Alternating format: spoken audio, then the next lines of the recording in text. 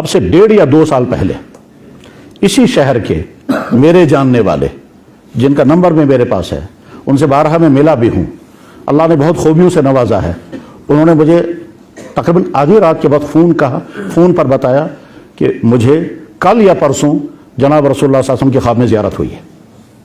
میں نے اللہ کے نبی علیہ السلام کو دیکھا کہ وہ ڈل گیٹ پر کھڑے ہیں اور کشمیر کے لڑکے اور لڑکیاں بگڑی ہوئی شکلوں کے ہیں اور وہ حضور سے بھاگ رہے ہیں، تو اللہ کے نبی بار بار کہہ رہے ہیں میں تمہارا نبی ہوں، مجھ سے چھوڑ کر تم کدھر جا رہے ہو؟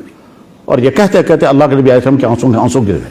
یہ خواب اس بھائی نے مجھے سنایا، میں ان سے واقف ہوں، جیسا کہ میں نے عرض کیا آج بھی موجود ہے اسی شہر کے اندر۔ یہ تو ہے 1.5 یا 2 سال پہلے کی بات۔ ابھی 1 ہفتہ پہلے میرے ایک بھائی نے، جن کو میں جانتا ہوں، ان سے واقف بھی ہوں، وہ میرے پاس ملنے کے لیے آئے۔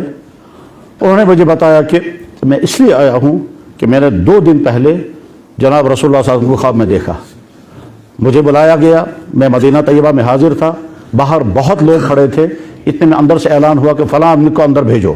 چنانچہ میں اندر چلا گیا تو سامنے جناب رسول اکرم صلی اللہ علیہ وسلم کھڑے تھے اور بہت زیادہ غمزدہ تھے، تو میں نے سلام کیا، سلام کرنے کے بعد فرمایا میں بہت زیادہ دکھی ہوں اس لیے کہ کشمیر کے لڑکوں اور لڑکیوں کا برا حال مجھے اس قبر میں تڑپا رہا ہے۔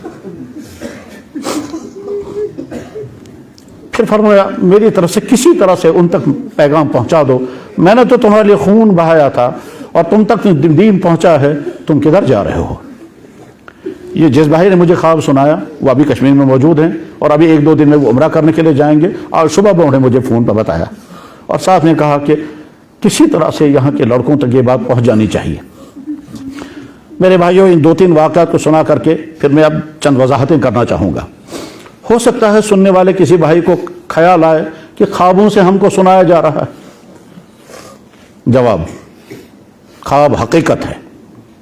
قرآن کریم میں خوابوں کا تذکرہ موجود ہے۔ حضرت ابراہیم علیہ السلام کو خواب ہی کے ذریعے سے قربانی کا حکم دیا گیا تھا۔ حضرت یوسف علیہ السلام کے خوابوں کا تذکرہ قرآن کریم میں موجود ہے۔ خود جناب رسول اکرم صلی اللہ علیہ وسلم کا معمول یہ تھا کہ آپ فجر کی نماز کے بعد کبھی صحابہ کی طرف مخاطب ہو کر فرماتے تھے اگر کسی نے کوئی خواب دیکھا ہو تو بتاؤ۔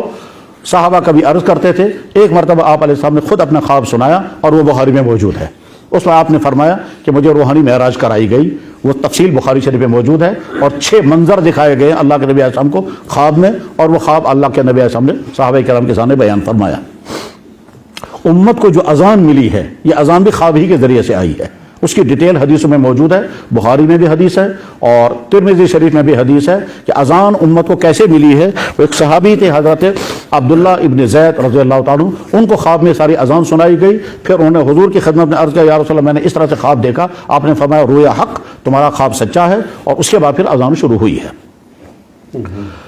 نبی کا خواب تو بہرحال نبی کا خواب ہے اور نبی کا خواب وہی ہوتا ہے، اور یہ ہمارے اصول میں لکھا ہوا ہے۔ وہی آنے کی کتنی شکلیں ہیں، ان شکلوں میں سے ایک شکل ہے کہ نبی کو خواب دکھایا جائے گا اور خواب میں اللہ تعالیٰ شانہ جو فرمائیں گے وہ ایسا ہی ہے جیسے وہی آ گئی۔